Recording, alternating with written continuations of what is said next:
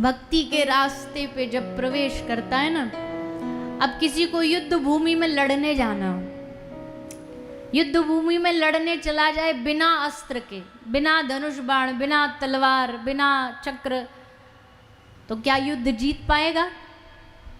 अब हर कोई श्री कृष्ण तो है नहीं ना कि बिना अस्त्र शस्त्र के युद्ध जीत दिया। अब योद्धा के लिए तो लड़ने के लिए युद्ध भूमि में अस्त्र शस्त्र तो चाहिए। वैसे ही भक्ति मार्ग पर कोई ऐसे ही आंख पे पट्टी बांध के चल पड़े और कहे हम भगवान को पालेंगे, बोले नहीं भैया, एक शस्त्र साथ में होना जरूरी है। शस्त्र क्या है? शस्त्र हो ना हो, शास्त्र होना चाहिए। भक्ति में शास्त्र ही शस्त्र है। ये शास्त्र ही हमें हमारे दुर्गुणों से लड़कर के हमें जितवाएगा। काम, क्रोध, लोभ, मोह, जितने भी दुर्गुण है, इससे कैसे जीतेंगे? बोले शास्त्र जितवाएगा, हम भागवत जी जिताएंगे। इसलिए भागवत है, रामचरितमानस है, भगवत गीता, ये केवल किताबें नहीं है, ये इतिहास की कोई एक घटना, हिस्ट्री नहीं है। बताओ, अगर इतिहास की ये घटना भागवत जी होती तो इसके लिए इतना बड़ी व्यवस्था बनाने की जरूरत थी? टेंट लगाओ, पंडाल लगाओ, आज आप तो आकर के, हम तो आके यहाँ विराज गए, सब बढ़िया हमें मिल गया, पंखा चला हुआ, कूलर, एसी सब चला हुआ। जिन्होंने पूरी व्यवस्था बनाई उनसे पूछो, इतनी झंझट करने की क्या जरूरत थी? अगर ये हिस्ट्री होती, इतिहास होती, तो इसको किताबों में पढ़ लेते घर बैठ करके। ले नहीं भैया, इतिहास नहीं है ये। आज भी भागवत उतनी ही हमारे जीवन में उपयोगिता उसकी है जितनी आज से 5000 साल पहले थी। कथा हमारे जीवन में 3 चीज देती है। कथा हमारे जीवन में 3 चीज लेकर के आती है। क्या? सबसे पहले कथा सुन के क्या करना पड़ेगा? कथा सुन के अपने आप को अर्पण करना पड़ेगा। तेरा तुझको अर्पण। और अर्पण क्या? तन मन धन सब तेरा। अर्पण कर दिया। अर्पण के बाद अब भागवत जी क्या दिखाएगी? बोले अर्पण हो गया, अब भागवत दर्पण का काम करेगी। दर्पण क्या करता है? शीशा क्या करता है? हमको हमारा चेहरा दिखाएगा, हमारा स्वरूप दिखाएगा, कैसे लग रहे हो आप। आदमी घर से निकलने से पहले एक बार तो शीशा देखता ही है। शीशा देखेगा, शीशा देख करके उसमें लगा, अरे नहीं, हमारा तो काजल खराब हो गया, हमारी तो तिलक टीका खराब हो गया, हमारे तो मुंह पे कोई लाल बिंदी का दाग आ गया, काली बिंदी का दाग आ गया। अच्छा, काली बिंदी का दाग यहाँ लग रहा है, दिख गया शीशा में, अब क्या करोगे उसको? ऐसे ही देख लिया, अच्छा नहीं नहीं छोड़ो इसको, हम लेट हो रहे हैं, कह के कथा में आ जाओगे? बोलिए ना, साफ करोगे कि नहीं करोगे? करेंगे ना। दिख गया तो करेंगे, नहीं दिखे तो अलग बात, पर दिख गया तो करेंगे। अब भागवत दर्पण है। दर्पण क्यों है? बोले 7 दिन तक ये आपको अपना चेहरा दिखाएगी। बोले देखो कैसे हो आप, कैसे हम देव जैसे हैं कि दानव जैसे हैं, मानव जैसे कि राक्षस जैसे हैं, कौन सा दुर्गुण है, कौन सा गुण है, सब भागवत जी दर्पण शीशा बन के हमको दिखाएगी। मारवा। अब जब हमने देख लिया, हमें पता लग गया कथा सुन के, हम में ये एक जगह थोड़ा सा दाग लगा है, हम कालिक लगी है थोड़ी, अब क्या करेंगे? हम उसको वहीं छोड़ देंगे या साफ करेंगे? करना चाहिए कि नहीं साफ? यानी 7वें दिन तक आते आते हमें प्रयास करना है, उन सब धब्बों को ढूंढना है। या भागवत जी ढूंढवाएंगी, ढूंढना भी नहीं पड़ेगा, दिखाएंगी शीशा बन, दर्पण। और भैया ये दर्पण कभी झूठ नहीं बोलता। शीशे की एक खासियत है, शीशा झूठ नहीं बोलेगा, शीशा किसी की चापलूसी नहीं करेगा।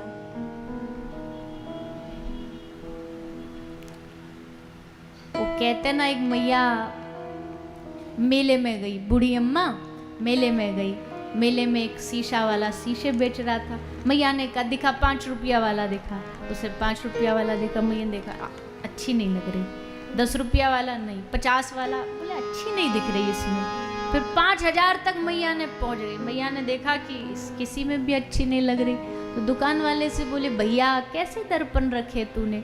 आज से 25 साल पहले मैं इसी मेला में आई थी, 1 रुपया का था और इतनी सुंदर दिख रही थी उसमें। तो दुकान वाले ने हंस के कहा, मैया दर्पण तो वही है पर तेरी शक्ल बदल गई है। दर्पण नहीं बदला, तुम्हारी शक्ल बदली है। 25 साल पहले तुम एकदम जवान बढ़िया दिखती थी, पर अब शीशा झूठ नहीं बोलता, श्रीमद् भागवत जी भी झूठ नहीं बोलती। दर्पण, जब आप अर्पण कर दिया आपने अपने आप को, तब भागवत जी आपको दर्पण बन के दिखाएंगी। और फिर तीसरा आपको क्या करना है? अब आपको करना है समर्पण। अब समर्पित हो करके जब भगवान के चरणों में आप बैठ जाओगे, समर्पित होके जब भगवान से आप कहोगे कि हे प्रभु, ये 7 दिन नहीं, मेरा सारा की सारा जीवन आपके लिए ही है, आपके चरणों में ही है। ये नया साल कथा से शुरू हो रहा है। प्रभु ऐसी कृपा करना, इस वर्ष क्या जीवन का कोई एक दिन भी आपकी कथा सुने बगैर बीते नहीं।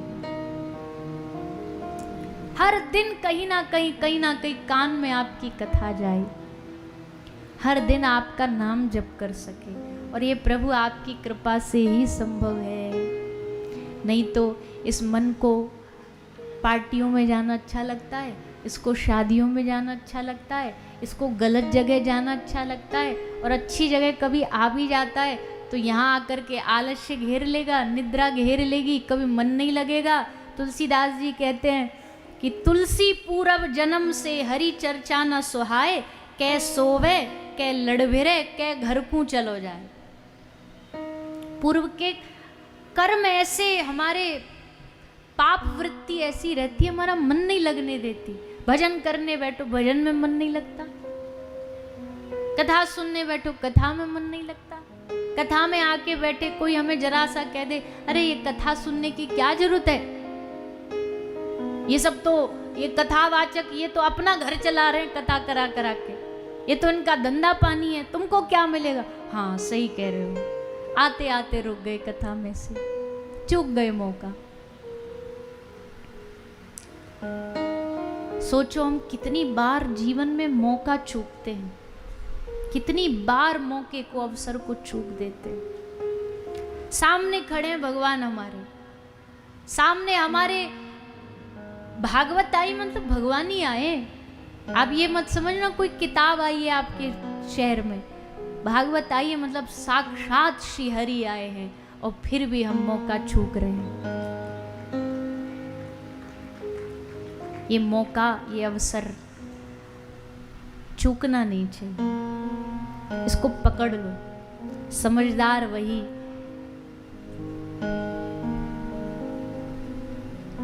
उत्तरायण आएगा ना, अभी पतंग की डोरी किसके हाथ में होती है?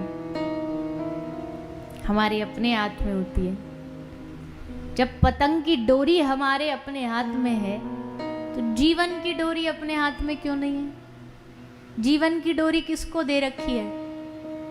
मन कर रहा है कि हम कथा सत्संग में जाएं, पर किसी ने हमसे जरा कह दिया नहीं आज तो वहां चल, आज तो हमारे यार की शादी है, वहां चल, फिसल गए। हम ये नहीं कह रहे कि नहीं जाना चाहिए, जाओगे तो है, पर ये भगवान परीक्षा लेते हैं। जब आपको उनकी कथा मिल रही हो या वृंदावन या धाम जाने का मौका मिल रहा हो, ऐसे समय में कुछ ना कुछ बीज डाल देंगे, फिर देखेंगे अब देखता हूं इसमें से क्या चुनता है। बच्चों को नहीं, सामने जब पहले एक वो होती थी, ये एक परंपरा होती थी, छोटे बच्चे के सामने एक तरफ पैसा रखते थे, एक तरफ माला या भागवत जी ऐसा कुछ रखते कि चुनने से पता लगेगा ये कैसा बनेगा, और दोनों को छोड़ देते थे सामने। फिर बच्चा अगर जाके पैसे को पकड़े तो मतलब धन लोभी बनेगा, और अगर एक तरफ भागवत जी रखी हो, ग्रंथ रखा हो, उसको पकड़े मतलब भक्त बनेगा। तो ये मौका हम सबके पास भी होता है। ये बहाने हैं सब लोगों के, भाई ये बात समझ लीजिएगा, ये सब बहाने, कोरे बहाने हैं। हम तो करना चाहते हैं भजन, हम तो कथा सुनना चाहते हैं, पर हमारे पास तो मौका नहीं, हमारे पास तो समय नहीं। किसके पास समय नहीं होता? समय ही समय। समय गया कहाँ? कबीर बाबा ने कहा, श्री कबीरदास जी ने, कहाँ गया समय?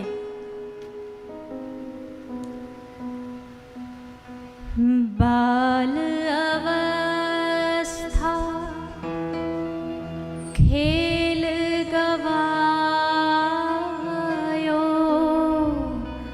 बाल अवस्था खेल गवायो,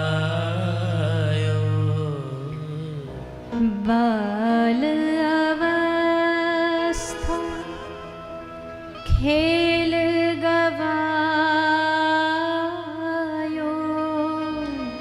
बाल अवस्था खेल गवायो, जब जौवन तब मान घना रे, जब जौवन तब मान घना रे, जब जौवन तब मान घना रे,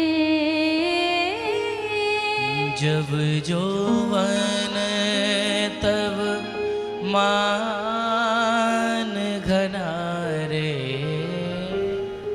बीत गए दिन भजन बिना रे, भजन बिना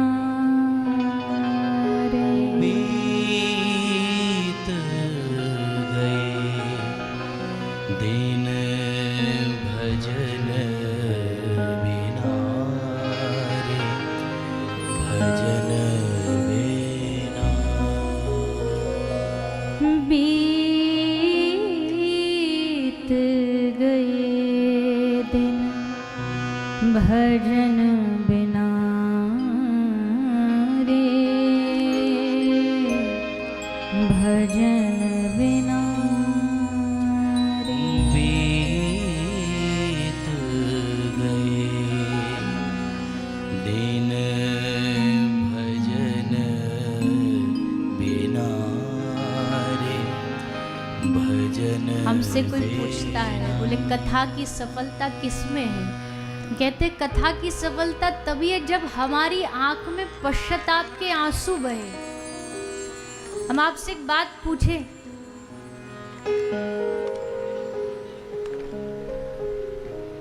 2024 चला गया, क्या पा लिया हमने? 2025 चालू हो गया, एक दिन ऐसे ही कहीं फिर कथा में बैठे होंगे, माइक पर हम कह रहे होंगे 2025 खत्म हो गया, 26 चालू हो गया। क्या पाया इस एक साल में? एक साल नहीं, खूब हम नाच लें, अरे भाई एक साल नया आ गया, नया नहीं आया, गया एक, खत्म एक।